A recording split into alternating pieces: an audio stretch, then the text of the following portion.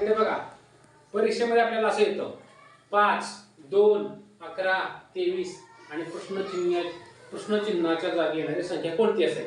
पर्याय दिले तुम्हाला, म्हणजे येणारी संख्या याच्यापेक्षा तर मोठी येणार, बरोबर आहे? येणार आहे ना? पहा मग कसं करायचं, कसं केलं असेल? 2 चा वर्ग 2, 2 चा वर्ग 4 अधिक 1 5, तो इथं तर 2 आहे. काय ताळमेळ लागतो का कशाचा? असं जर आडवे तिडवे अंक वाटले तर एक ट्रिक वापरायची, मी सांगतो ते ऐका. काय करायचं, ह्या पहिल्याच्या दोघांचा गुणाकार करा. 5 2 10. 5 गुणिले 10, 2 10 आले अधिक 1 बरोबर किती आले? 11 आले का? 5 2 10, 10 मध्ये 1 मिळवला 11 आले.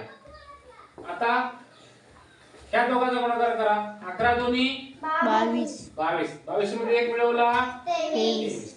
ह्या दोघांचा गुणाकार करा. आता 23 गुणिले 11, 11 त्रिक 33 ला 3 4 3, 11 मध्ये 22 आणि 3 253. 253 मध्ये 1 मिळवला 254. किती येणार आहे? किती असणार आहे? संख्या 254. पर्याय क्रमांक 1. समजलं? चलो.